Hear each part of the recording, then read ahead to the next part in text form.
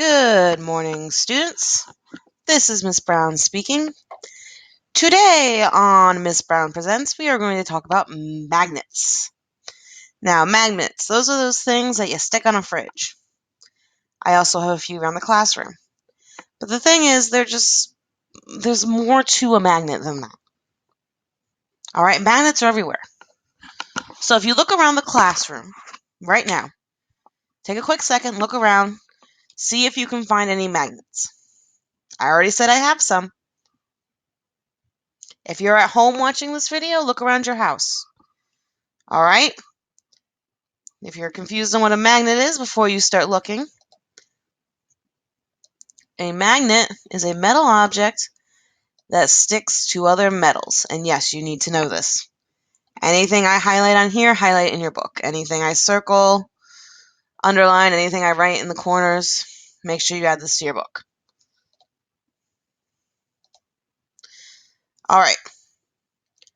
So, magnet. A magnet is a metal object that sticks to other metals. All right. They have them on fridges, or in my case, on my blackboard. There might be some in the toys. Maybe there's magnets in the treasure chest. But there's so many more. They're inside our smartboard, my computer. The inside motors. All right, they're inside all of these things. You need to know that even though you can't see them,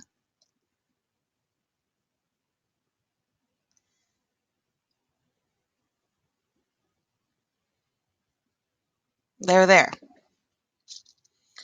All right, television, telephone, stereo, motors for blenders, hair dryers, computers. All of those are full of magnets. All right, and all the electricity that runs these things comes from magnetism.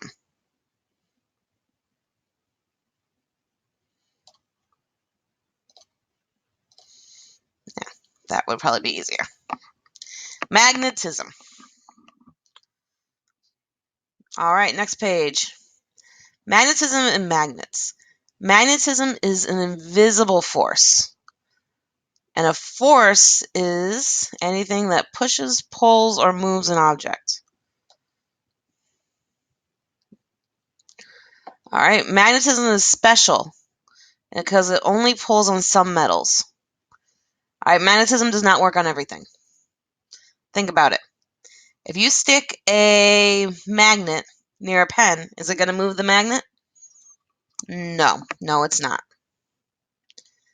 So in that case, magnetism won't work on the pen. Unless you have a metal pen made of iron, of course. If you put a magnet near a cat, will the magnet stick to the cat? No, it will not. Right, Magnus? All right, magnetism. Sorry, I got slightly distracted by Magnus. Magnetism flows in one direction. All right? It flows in one end and out the other, no matter what's the shape of the magnet. All right, the ends of the magnet are called magnetic poles. Every magnet has a north pole and a south pole. The force flows out the north pole and back in the south pole. All right, so every magnet has these north and south poles, even if it's not shown. Like if you look at a magnet that's used in construction, for example, they're not going to label them north and south. But all those magnets do have a north and a south pole. All of them. Every single one. All right, you can use two magnets to feel magnetism flowing. So opposite poles stick together. The north pole of one magnet will stick to the south pole of the other. And this is something that we're going to try out in class soon. Either later this week or next week. Then when you try to push the two north poles together, it doesn't work. So the two north poles will always repel each other, just like will two south poles. So opposites attract. Have you ever heard that phrase before? Opposites attract. So north and south will stick together. North and north will repel. South and south will repel. And I'm going to show you an example of this really quickly right now in class, and then we will continue our lesson. All right, I gave myself enough time to pause the video. Fun fact, while you guys are catching up, Magnus, my kitty cat, the one who is currently talking and trying to get my attention while I'm making this video, is named after a comic book character called Magneto, whose power is to control magnetism. So yes, there is a reason for that. Moving on. All right, the Earth's iron core is magnetic. The whole planet is basically one giant magnet. All right. So, if you dangle a magnet on a string, one pole will point north, the other will point south. That's why we have a north pole up here and a south pole down here. Now, the magnetic poles are not quite I don't want to put this. They're not quite where the South Pole is. So what we consider the South Pole is not actually where the magnetic pole is. All right, and the magnetic poles can move too because that iron core that's magnetic is moving. All right, but don't worry too much about that. Just know that a compass works because of magnetism. Because the Earth acts like a magnet. All right, magnetic field. Around a magnet, there is this force, a magnetic force, that flows out of the North Pole, around the magnet, and into the South Pole. All right? So the invisible shape formed by lines of force around a magnet is called the magnetic field. So this is the magnetic field around a magnet. As you can see here, comes out, goes in. Comes out, goes in. Comes out, goes in. Comes out, goes in. Makes a shape around the poles of a magnet. So any iron, any other thing, anything that's magnetic will be pulled in towards the magnet. So the stronger the magnet, the further away it'll pull stuff from.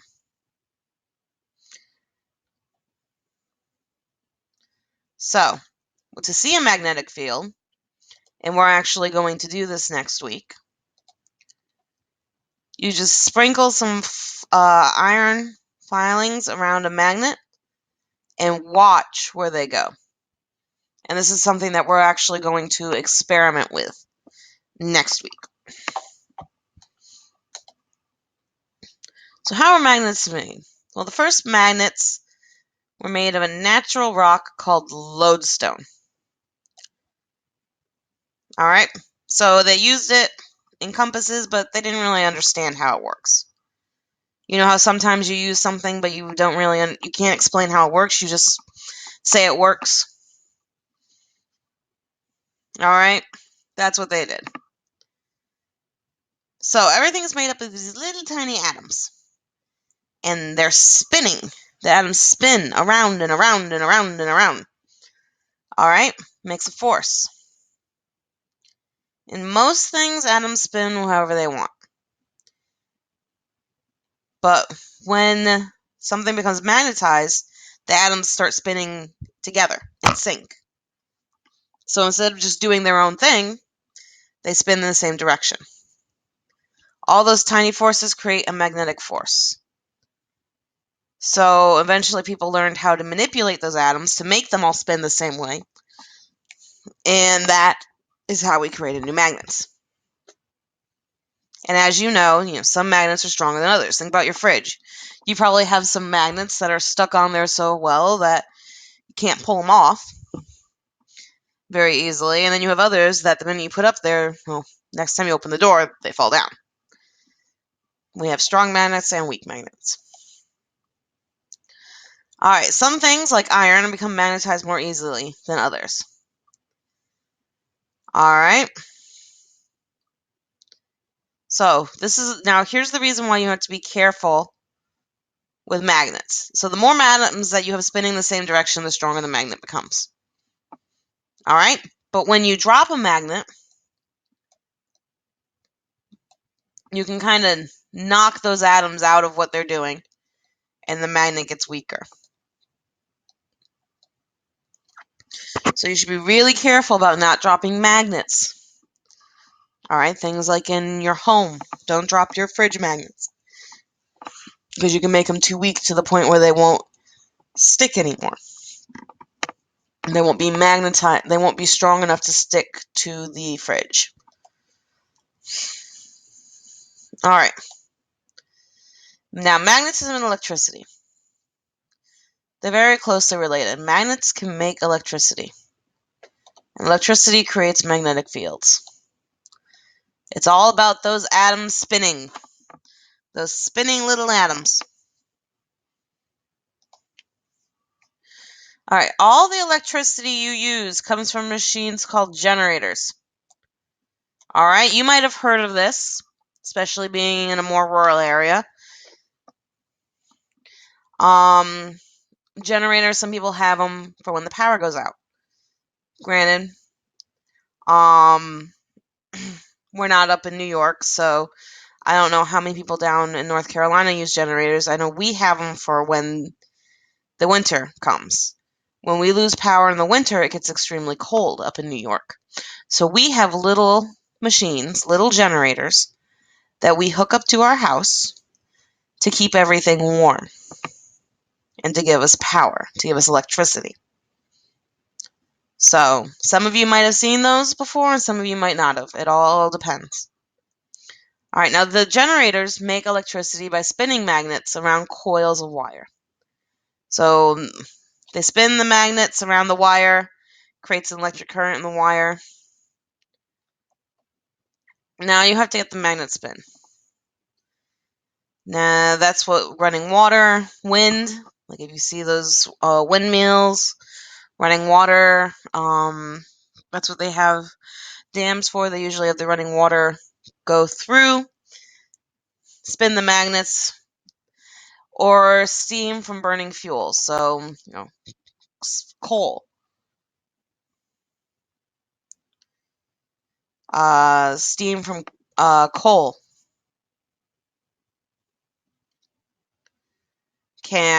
from burning coal, excuse me, can also turn the magnets.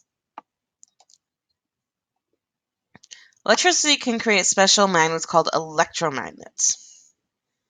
All right, so you wrap wire around iron, put a current through it, put electricity through it, and that makes the iron turn into a magnet as long as there's electricity.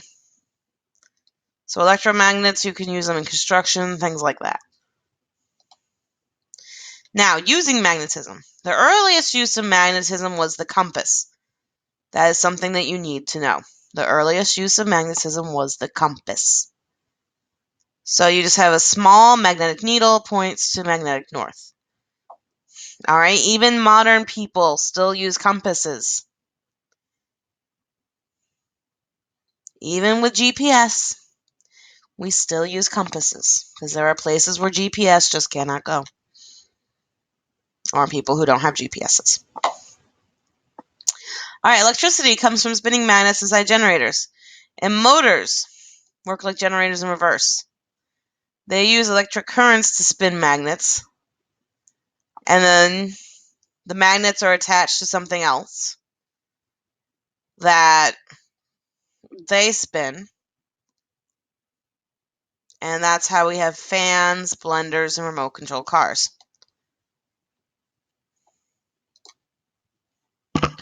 All right, magnets can also encode information or store it in a special code.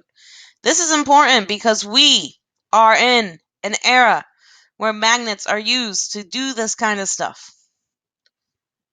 All right, encoding information is very important. And any of you that go into a computer-related field, science-related field, computer-related field, will need to know about encoding information. All right? Credit cards, computer disks, cassette tapes, and videotapes are maybe something you guys aren't familiar with, but you should all be familiar with the idea of a credit card. They have strips of tiny magnets. There can be millions of magnets on one credit card. All right, and the magnets point different ways, and that creates the code. Computers can read these magnetic fields and then read the code. All right, that's why you do not ever want to put a powerful magnet near your credit cards, near your computers, CDs, anything like that. Keep magnets away from computers. All right, there are high-speed trains that run on electromagnets. All right, they have magnets at the bottom, and the tracks have magnets.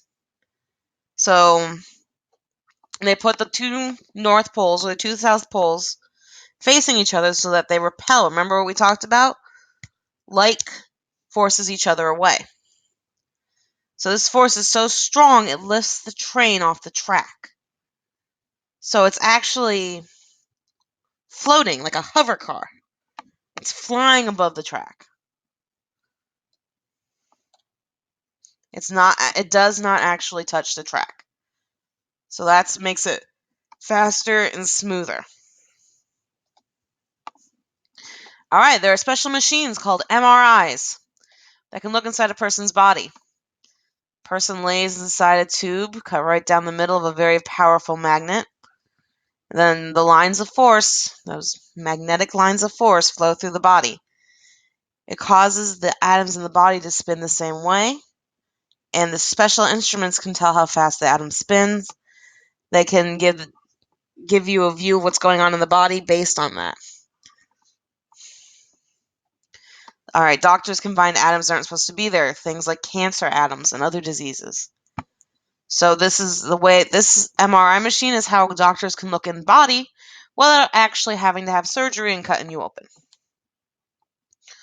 All right, it's safer, it's easier, and you don't get cut open. All right, so in conclusion, while magnets may seem simple, there is no end to their use. Every time you watch a tape, I'm not sure how many of you watch tapes anymore, but every time you turn on an air conditioner, turn on a light, you're using magnets. You may ride on a high-speed train someday or use an MRI.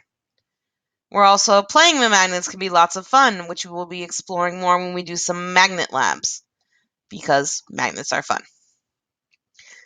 The magnetism you play with is the same force that has made modern life possible. Glossary. Please know these words in code. Force. Generator. Atoms. Forgot to highlight that one, sorry.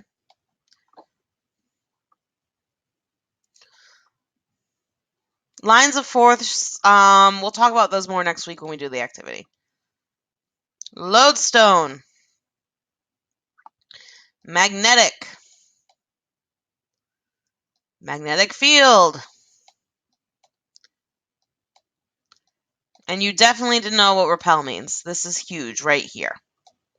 The other words are also very good to know, but those are the kind of the key ones I want you to focus on right now. And with that, we finished the book. So, tomorrow we're going to do a magnet activity on the computers. No, we're not using magnets on the computers. It's going to be an online activity. Test will most likely be Friday. I will let you know in class if that changes, but plan on Friday. Make sure you have your book with you every day. And we will definitely be doing some magnet activities either later this week or next week.